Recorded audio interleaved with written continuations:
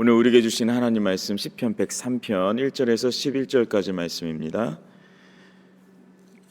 한 절씩 교독하겠습니다. 내 영혼아 여호와를 송축하라. 내 속에 있는 것들아 다 그의 거룩한 이름을 송축하라. 내 영혼아 여호와를 송축하며 그의 모든 은택을 잊지 말지어다. 그가 내 모든 죄악을 사하시며 내 모든 병을 고치시며 내 생명을 파멸에서 속량하시고 인자와 긍휼로 관을 씌우시며 좋은 것으로 내 소원을 만족하게 하사 내 청춘을 독수리같이 새롭게 하시는도다. 여호와께서 공의로운 일을 행하시며 억압당하는 모든 자를 위하여 심판하시는도다. 그의 행위를 모세에게 그의 행사를 이스라엘 자손에게 알리셨도다. 여호와는 긍휼이 많으시고 은혜로우시며 노하기를 더디하시고 인자하심이 풍부하시도다. 자주 경책하지 아니하시며 노를 영원히 품지 아니하시리로다. 우리의 죄를 따라 우리를 처벌하지는 아니하시며 우리의 죄악을 따라 우리에게 그대로 갚지는 아니하셨으니 함께하겠습니다. 이는 하늘이 땅에서 높음같이 그를 경외하는 자에게 그의 인자하심이 크심이로다. 아멘. 17세기에 완성된 웨스트민스터 소요리 문답의 시작은 사람의 죄일 되는 목적은 무엇입니까? 라는 질문으로 시작을 합니다. 그리고 이 질문에 대해서 사람의 죄일 되는 목적은 하나님께 영광을 돌리고 그를 영원토록 즐거워하는 것입니다. 라는 답을 제시하면서 하나님께 창조된 인간이 이 땅에서 살아가면서 궁극적으로 취해야 되는 목적이 무엇인지를 다룹니다. 이사야 43장에 기록된 인간의 창조 목적과도 동일하게 표현되는 내용이죠. 하나님께 영광을 돌리고 그분의 경이로움으로 인하여서 경탄하는 것. 하나님께서 지으신 자연 앞에서 지극히 자연스럽게 또 당연하게 이루어지는 내용입니다. 크고 웅장한 자연 앞에서 작은 인간의 모습으로 서 있을 때 창조주의 손길을 인정할 수밖에 없는 것이죠. 크게 역사하시는 하나님뿐만 아니라 지극히도 섬세하게 일하시는 돌보시는 그 하나님을 발견하기도 하는데요. 사람의 손길이 닿지 않을 만한 그 바위 틈 사이에서 자라고 있는 꽃 한 송이, 풀 한 포기를 보면서도 그 생명력을 잃지 않게 하시는 그 하나님의 돌보심, 작은 참새 한 마리도 그저 땅에 떨어뜨리지 않으신다고 약속하신 그 하나님의 일하심을 경험합니다. 자, 그렇다면 신자로 이 땅을 살아가는 우리에게 주어지는 질문이 있습니다. 과연 나는 내 삶 속에서 어떻게 그 하나님께 영광을 올려드리고 영원토록 즐거워할 수 있을 것인가? 오늘 함께 우리가 읽은 말씀에서는 다윗이 이것에 대해서 두 가지 방법으로 제안하는 모습이 있는데, 먼저 1절의 말씀이 이렇게 되어 있습니다. 내 영혼아 여호와를 송축하라. 내 속에 있는 것들아 다 그의 거룩한 이름을 송축하라. 아멘. 다윗이 소개하는 첫 번째 방법인데요, 먼저 하나님을 찬양하도록 내게 명령하라고 했습니다. 내 영혼아 여호와를 송축하라. 내 속에 있는 것들아 다 그의 거룩한 이름을 송축하라.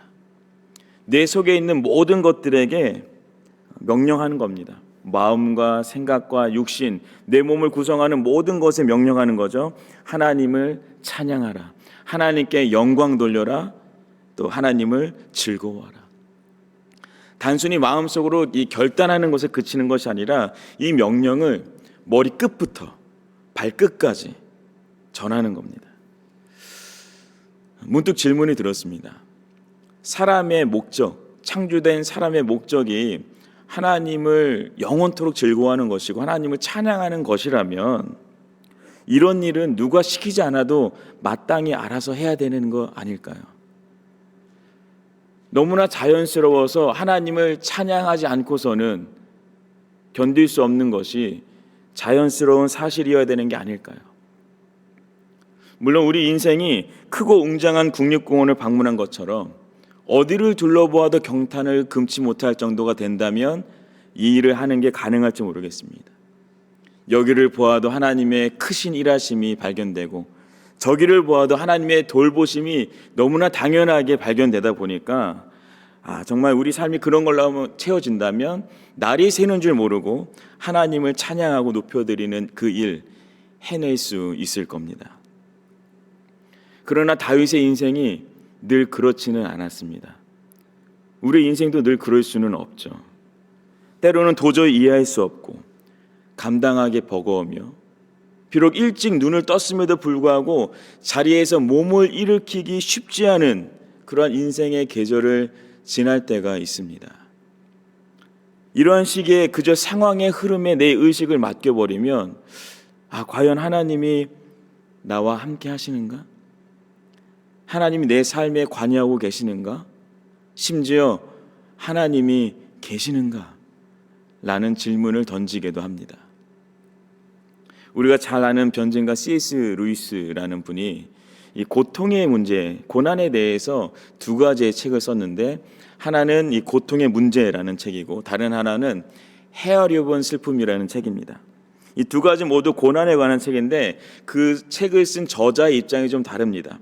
고통의 문제라는 책은 자신이 관찰자의 입장에서 제3자의 입장에서 고통의 문제를 좀 객관적으로 다뤄본 내용이에요. 그 책에 잘 알려진 글귀가 이런 내용이 있습니다. 고통은 귀먹은 세상을 불러 깨우는 하나님의 메가폰입니다. 세상을 깨우기 위해서 하나님이 귀에다가 이렇게 소리친다. 그런 얘기를 아마 들어보신 적이 있을 거예요.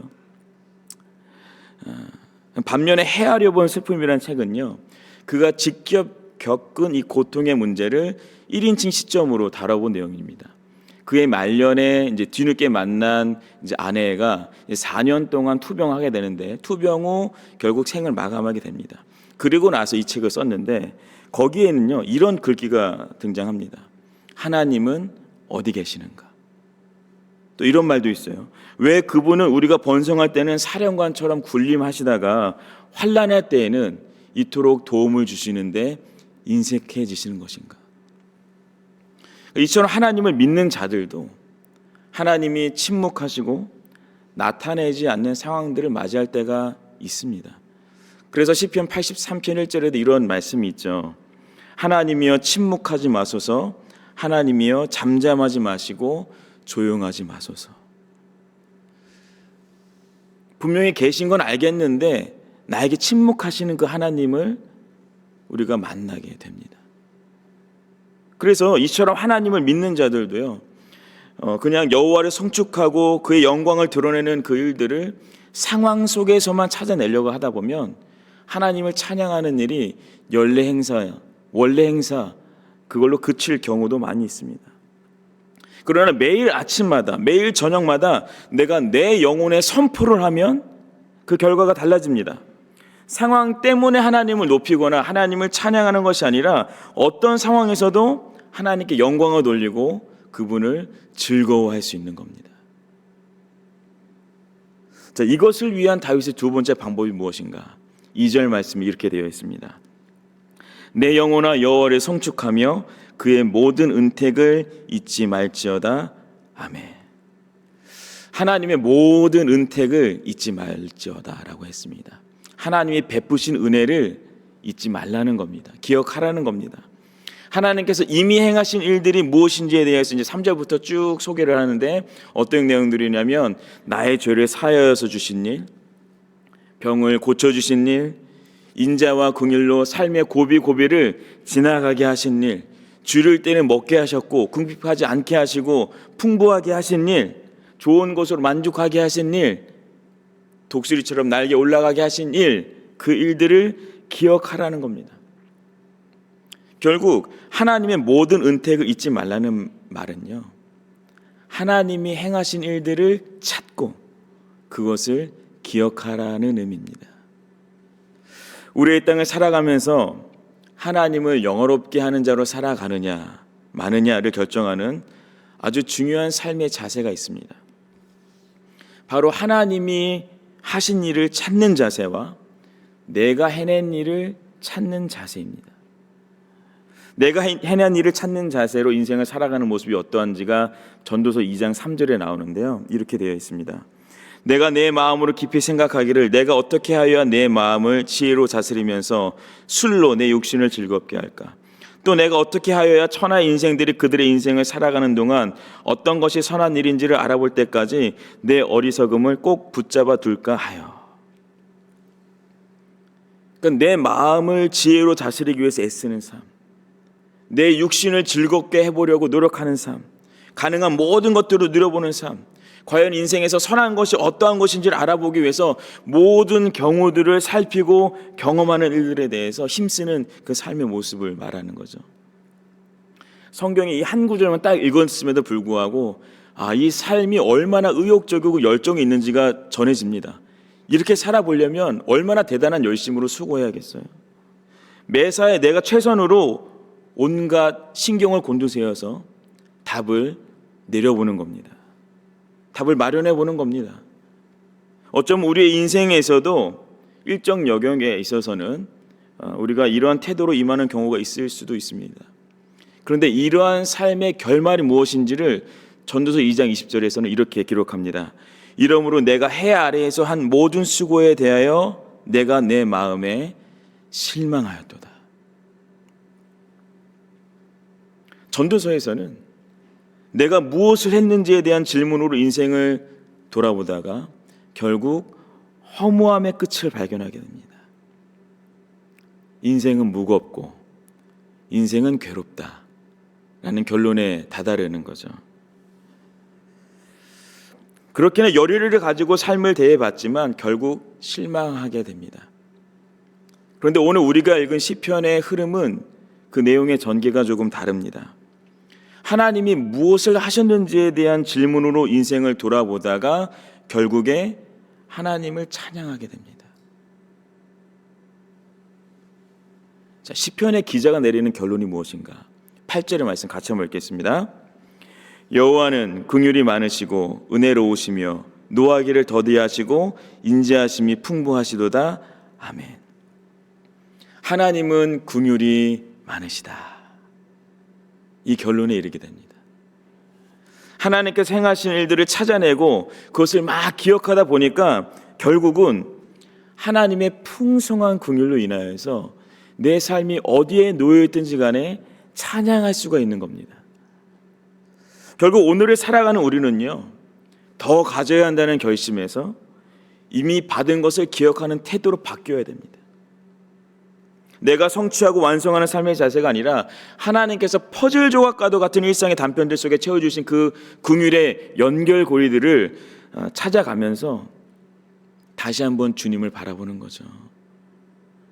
하나님께서 완벽한 그림을 한 번에 제시하지는 않지만 그러나 우리에게 허락하신 그 단편의 조각들을 찾아가다 보면 어찌된 일인지 모두가 다 긍휼에서 긍휼로 연결되어 있는 은혜의 원리를 찾아가게 됩니다.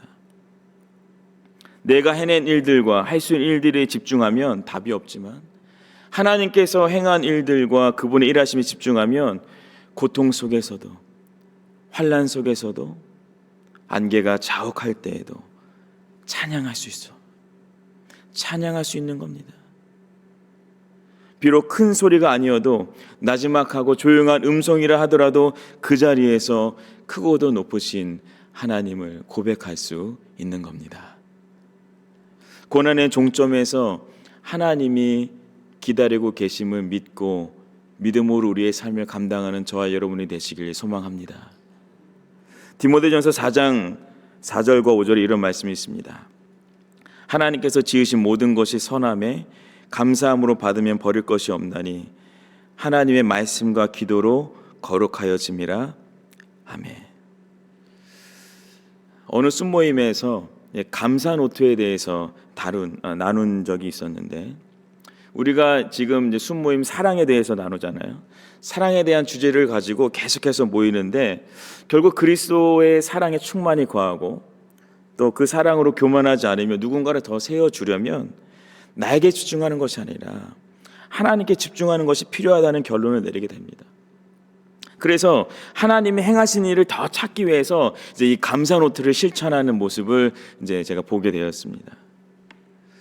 하나님께서 지으신 모든 것이 선함에 감사함으로 받으면 버릴 것이 없습니다. 하나님의 주권을 인정하며 말씀과 기도로 대하면 하나님께 감사하며 찬양하는 삶으로 나아가게 됩니다. 오늘 하루 우리는 더 가져야 한다는 결심이 아니라 이미 받은 것을 기억하기 위한 삶으로 한 걸음 더 나아가야 합니다. 하나님께서 행하신 일들을 찾아내고 그분의 풍성한 긍휼이 우리 삶에, 우리 몸의 모든 것을 통해서 고백되기를 소망합니다. 어떠한 상황에서도 거룩하신 주님을 찬양하는, 그분께 영광 올려드리는 저와 여러분이 되시길 예수 그리스도의 이름으로 축복합니다.